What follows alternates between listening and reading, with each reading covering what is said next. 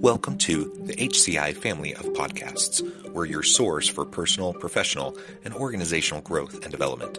We share our own original research, explore industry trends, and interview executives and thought leaders from across the globe. Join us for practitioner-oriented content around all things leadership, HR, talent management, organizational development, and change management. Maximize your personal and organizational potential with the HCI family of podcasts.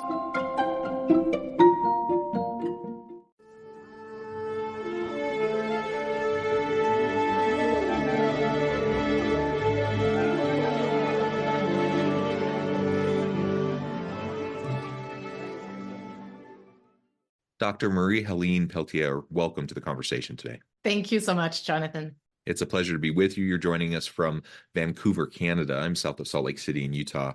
And today we're going to be talking about teaching mindfulness, self-care, and maintaining healthy habits in and out of the workplace. We spend the vast majority of our waking hours at work.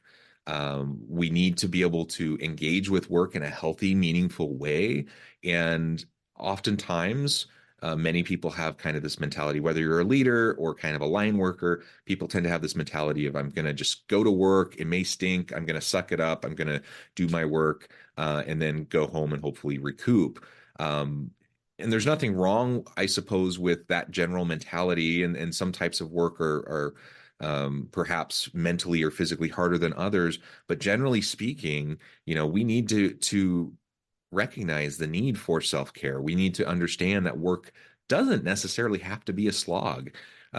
Just because some work, has different characteristics than others and maybe more physical than others or more psychologically challenging than others, work can be energizing. It can be something that really enlivens us and helps us get excited about our day.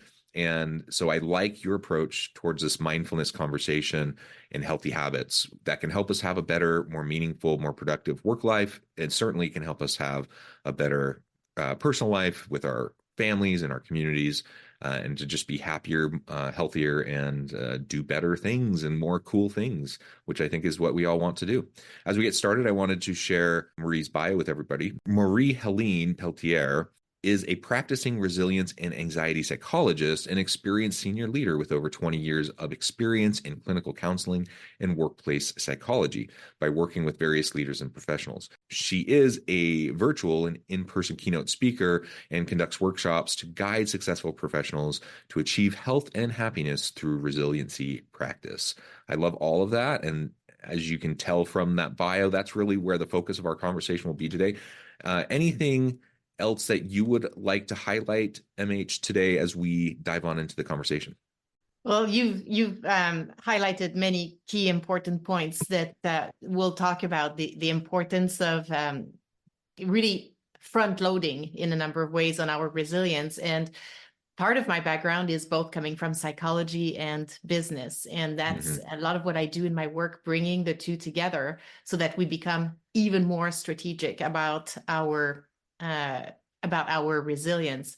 And so I think that's that angle, the fact that some people have called me a translator in some ways to bring psychology to business, bring business to psychology, so that in that intersection, we can actually use what we know from research in a realistic way, given how life looks like. And I agree with your other comment. While we may focus, say, on the professional side, it does encompass everything, professional and personal. Yeah, absolutely. Well, let's start with a bit of a conversation around burnout, causes of burnout, symptoms of burnout, and really what that does to us as individuals and as human animals that seek connection and we need relationships, and burnout can cause a lot of challenges.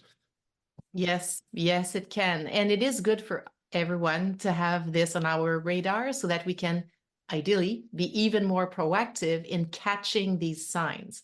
Because the main problem is that we will have signs and we will ignore them. So first, let's go to what does it look like, but then I'll bring it back to what are the early signs. So hopefully we can be on the proactive side here, avoid some pain and, all these things we don't need. So burnout, as defined by the World Health Organization, three main characteristics. One is we're exhausted. That one is the one most people equate the word with. But in the actual definition, and it is an occupational phenomenon, so not a diagnosis. So we're exhausted, number one. Number two, we are cynical. There's no hope that anything's going to change and it's always going to be like this. We've lost that hope there. And third, it starts having an impact on our performance. So sometimes we think we can just suck it up, keep going, put your head down, keep producing the same way your standards have always been. It gets to a point where, want it or not, you're going to send the wrong proposal to the wrong client.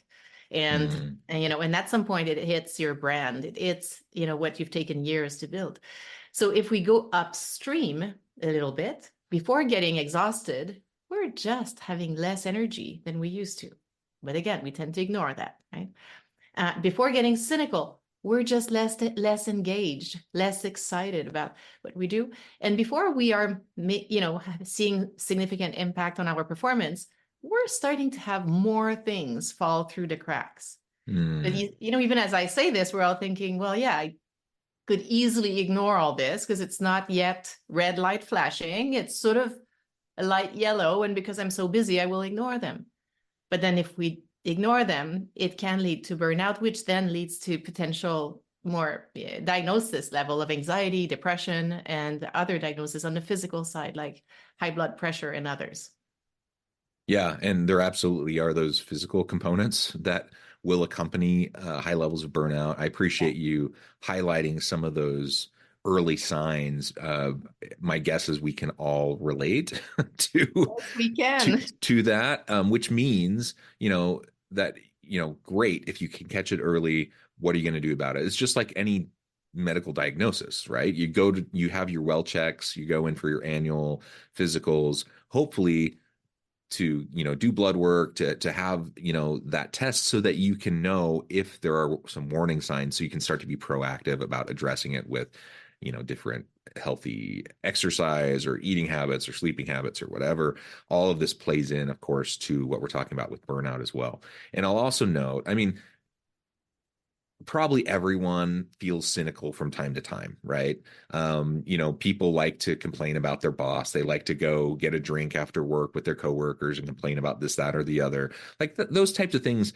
It's one thing to do that on occasion, to kind of, have those cathartic kind of conversations. It's one thing, to have that happen. It's a completely different thing altogether to just have lost all hope towards improvement, towards anything getting better, and where you're just day in day out cynical, pessimistic, and frustrated with how things are going at work, especially if you're one that dispositionally isn't necessarily always inclined that way. And if you're someone who has been an optimist and someone who has been proactive in how you do your work and collaborating with others, and all of a sudden you start to see yourself dipping into that pattern, uh, yeah, absolutely, that's a telltale sign that something needs to change. And maybe some things could change or need to change organizationally or with leadership, but you don't always have control over those things. And so you have to look inwardly and see, what can I change?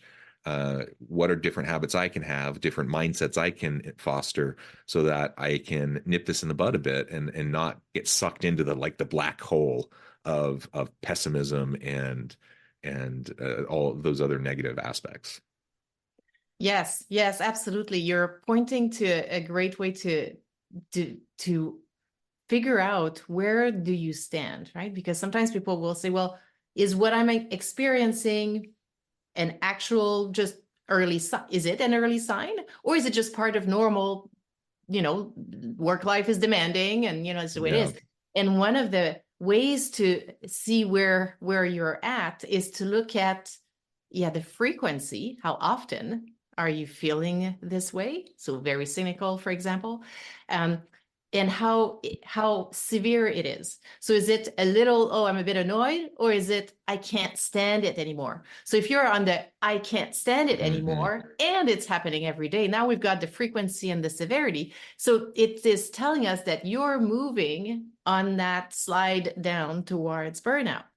But then Hmm. the other thing I would say is, as early as we are, even when I actually would say it's even better if we're not yet at all on that Yeah. sliding path, the more we can take a moment, and does not take a long moment, but to take a Hmm. moment to actually be strategic about how we're going to build our resilience and protect it if we're at a very good place right now, then it literally becomes a competitive advantage. In addition to allowing us to bring our best in both professional and personal life, which the psychologist side of me is loving that, but the Yeah. business side of me is also loving the competitive advantage it represents.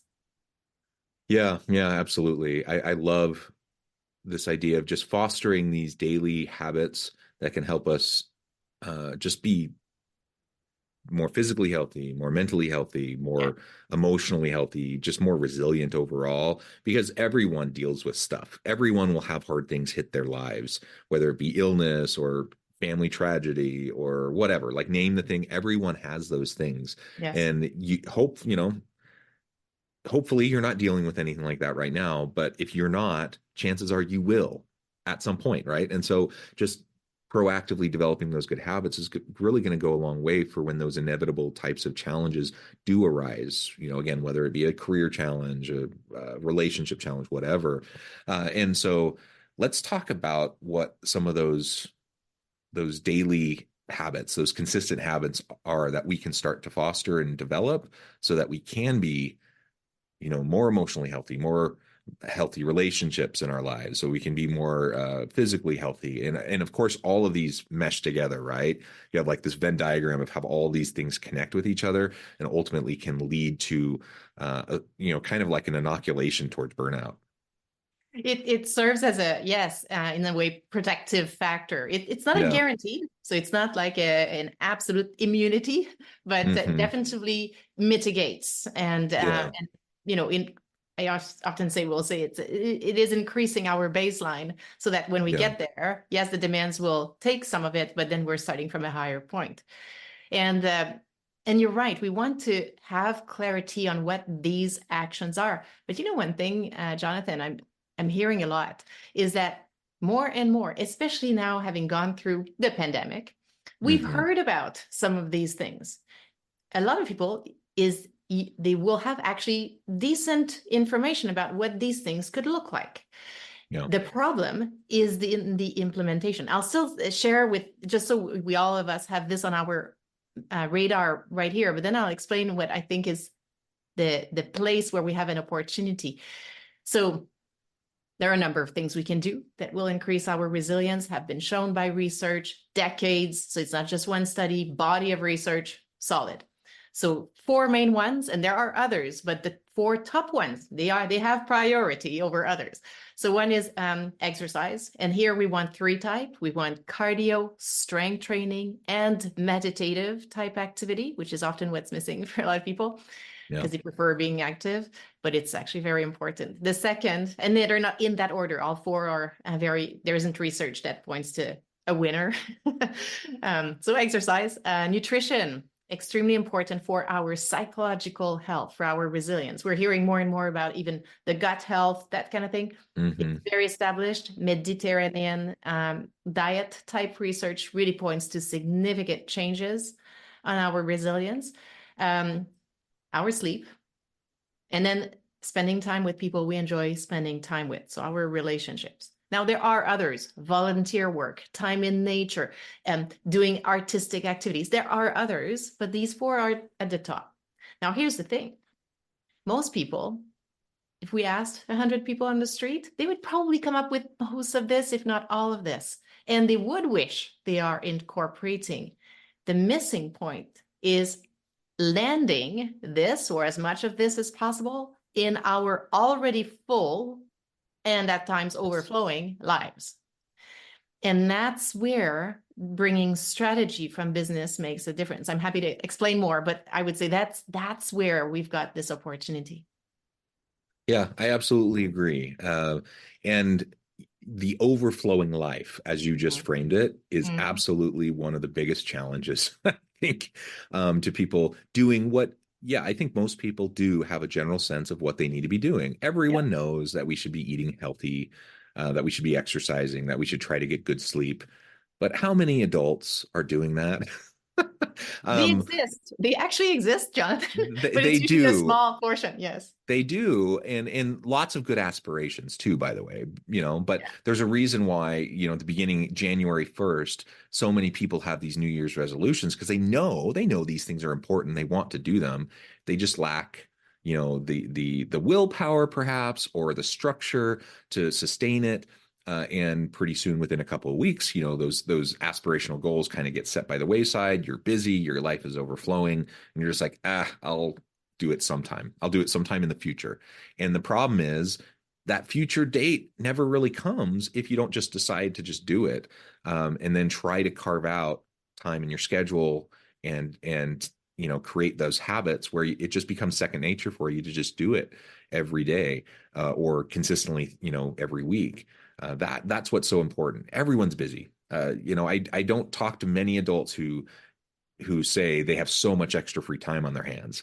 Most people are overwhelmed, they're busy, they're juggling 1,000 things, they're trying to do the best they can.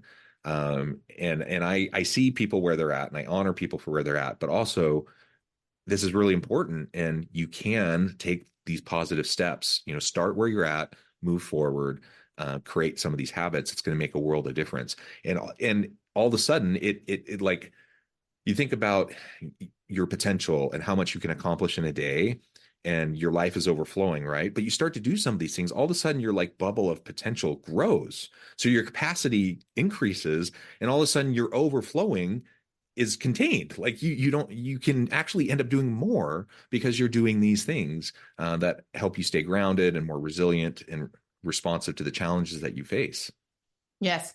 Yes. And the one of the ways that I got there in how, right? So how do we bring these, yes, these habits we would want to have to see the results that you're describing right there? And then the analogy that came in my work, in my speaking and in my executive coaching work was because I had people come to me say exactly this, right? I know what I should have. I know it would benefit me. I was able to do this like 10 years, 20 years ago, but right now it just seems absolutely impossible. What's my problem? And then, they're like, wait, I am resilient. That's who I am. And resilience is actually not a personality trait. It's something that evolves over time. So then I would say to them, okay, in business here, if we have a fantastic, good idea for a next product or a next service, do we have just a great idea and go implement? Or do we have this great idea? And then we look at who else is offering this? How much are they charging for it? Which forces in the future might impact it? We do all this. We look Mm-hmm. at the context. And then we're going to proceed with this. Same here. We have the goal, let's say, of nourishing and increasing our resilience. It's not enough to just say, okay, go, because life is overflowing right here.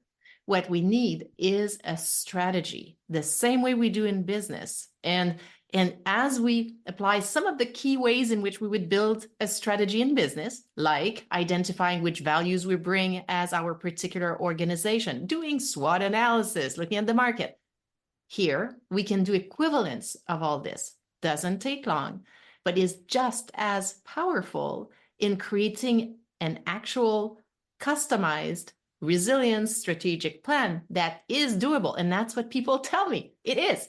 It is absolutely doable, and it has the impacts you're describing, because if you do it, it will be customized also to this moment in time in your Mm-hmm. life. And once it's implemented, after a few months, you'll be ready to evolve it the same way we evolve strategy in our business. Yeah, yeah, absolutely. And I have a benefit of, my full-time gig is I'm a faculty member, I'm a professor. So in the academic space, um, we have this thing called sabbatical, and it's a wonderful thing. And every 6 years, at least at my university, every 6 years you're eligible to apply for and go on sabbatical for either half a year or a full year. I've had the chance now, because I've been at my university for over 15 years, so I've had a chance to do two sabbaticals. Um, and yeah, you get I'm a fairly deeply engaged kind of professor. Like I'm really heavily involved in a lot of things, um, far more things than I'm required to be involved in, doing things with students and places around campus and all these sorts of things, right? And it's wonderful and I love it. But over time, if I'm not careful, I find myself saying yes to too many things, getting overburdened, overloaded. And despite my best intentions, I start to feel those signs of burnout. I start to see them in myself. And I have this wonderful mechanism of sabbatical that I have a chance to do a reset every 6 years. And that's exactly how it's felt for me. Both times that I was able to go on sabbatical, I'm like, I am fed up. I'm so frustrated, blah, blah, blah, all the negative things. Now I can like take 8 months off, do a mental reset, work on other passion projects that I'm really interested in that I felt like I was getting pulled away from, focus on my health, my physical, my mental health, etc. And each time I've come back so refreshed, so re-energized, so ready to just tackle the biggest, most complex challenges, by the horns and get to work. Um, and I recognize that that's not something that everyone has. So I'm incredibly grateful for it because I see my tendency to overdo it and to push myself towards burnout, and I have this built-in mechanism.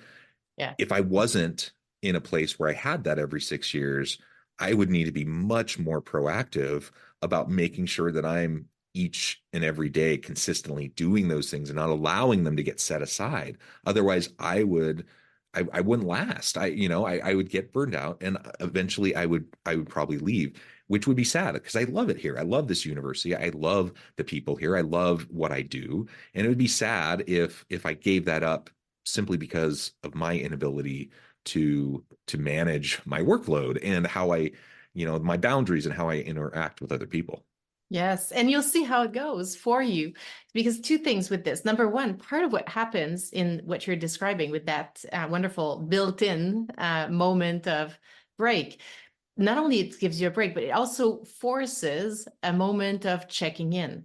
Yes, So absolutely. that it increases that space for you to actually feel how you're doing, given how busy things are. And so it does both. It allows you to have a moment of checking in, and then in your case, a wonderful, we're all very envious moment of replenishing and recovery. Now, for the two things, even for you, as you continue with time, because there's also that, right? As we continue to proceed with time, we get even more involved in even more exciting things. And also time goes by and we get older, even you and I, Jonathan. And so you may find yourself potentially wanting to build in check-ins a bit more often, even in between your sabbaticals. And then Absolutely. that connects that to the rest of us, Jonathan, who don't have those beautiful sabbaticals. That's what we need to do.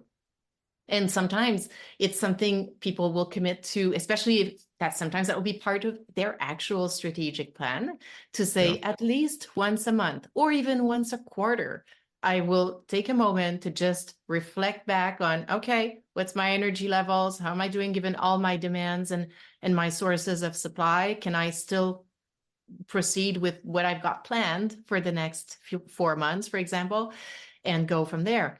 And so we want to do frequent check-ins. If we think we're not going to do them, that's in part sometimes how people will use supports in their network.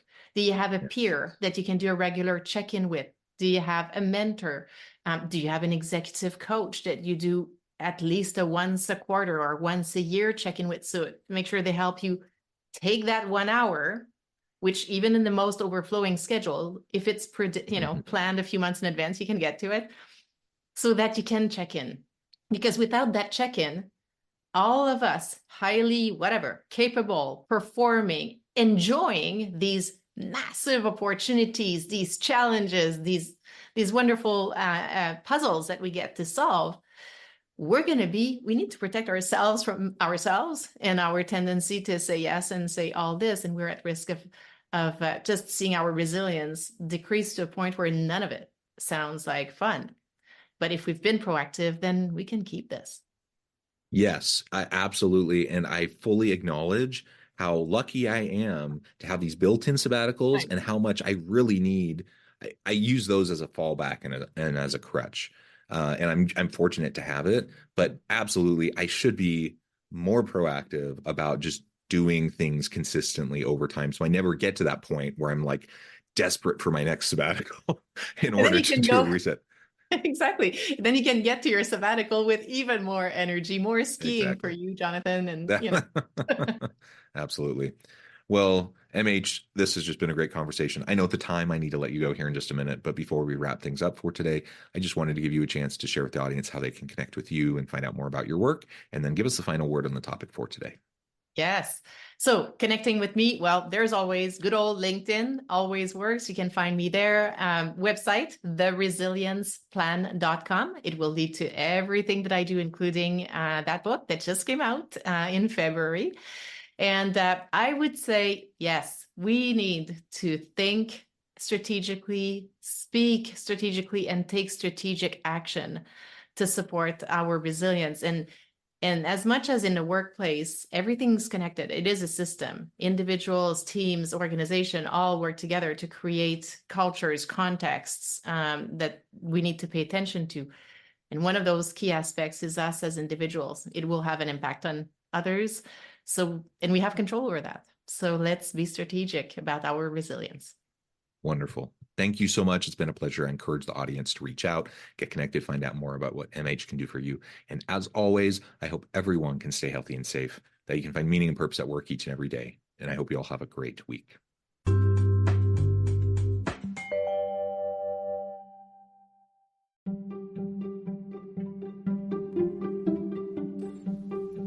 Thanks for joining us for this episode of the podcast. We hope you stay healthy and safe, and please join us again soon.